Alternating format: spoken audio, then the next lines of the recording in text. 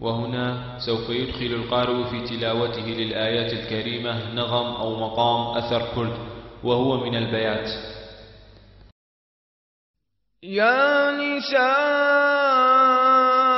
النبي لستن كأحد من النساء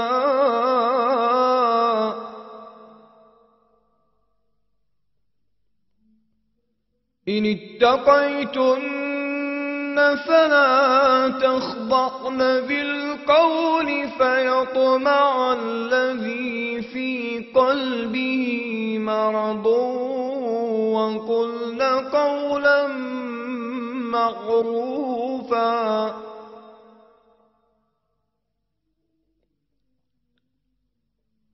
وقرن في بيوتكن ولا تبرجن تبرج الجاهلية الأولى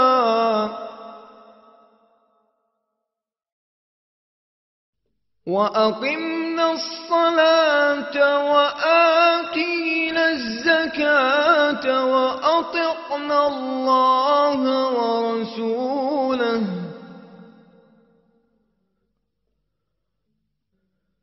إنما يريد الله ليذهب عنكم الرجس أهل البيت ويطهركم تطهيرا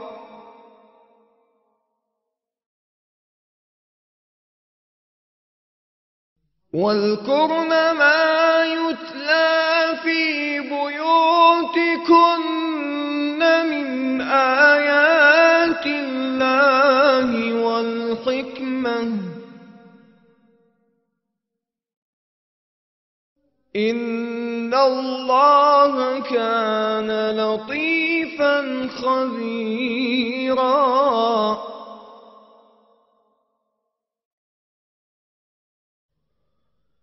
إن المسلمين والمسلمات والمؤمنين والمؤمنات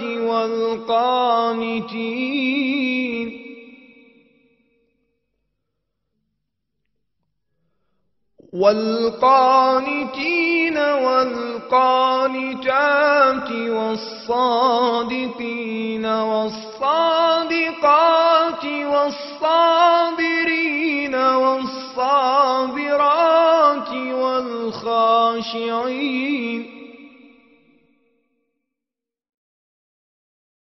والخاشعين والخاشعات والمتصدقين والمتصدقات والصائمين.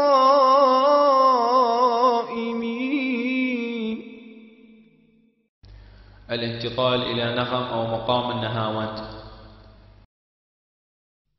والصائمين والصائمات والحافظين فروجهم والحافظات والذاكرين الله كثيرا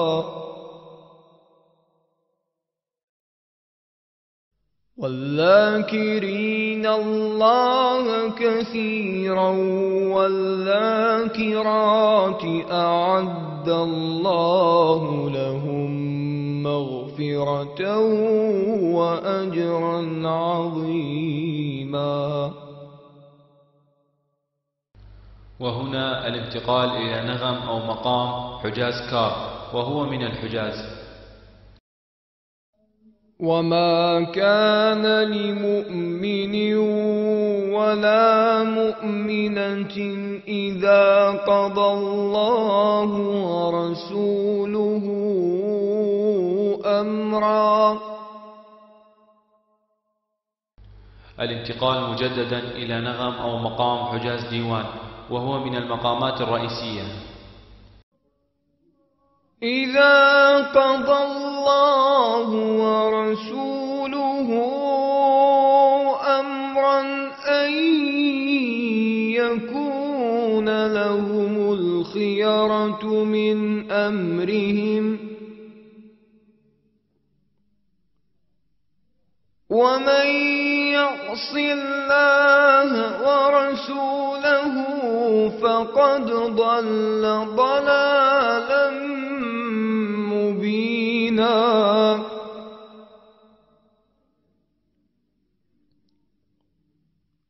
وإذ تقول للذي أنعم الله عليه وأنعمت عليه أمسك عليك زوجك واتق الله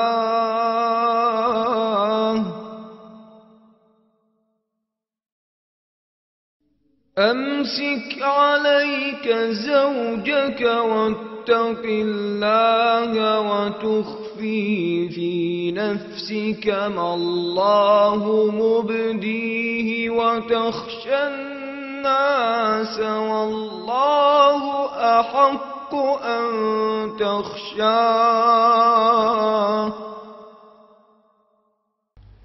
العودة إلى نغم أو مقام أثر كرد. فلما قضى زيد منها وطرا زوجناكها لكي لا يكون على المؤمنين حرج. الانتقال إلى نغم أو مقام النهاوند. لكي لا يكون على المؤمنين حرج في أزواج أدعيائهم إذا قضوا منهن وطرا.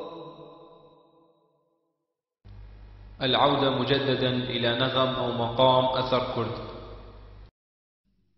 لكي لا يكون على المؤمنين حرج في أزواج أدعيائهم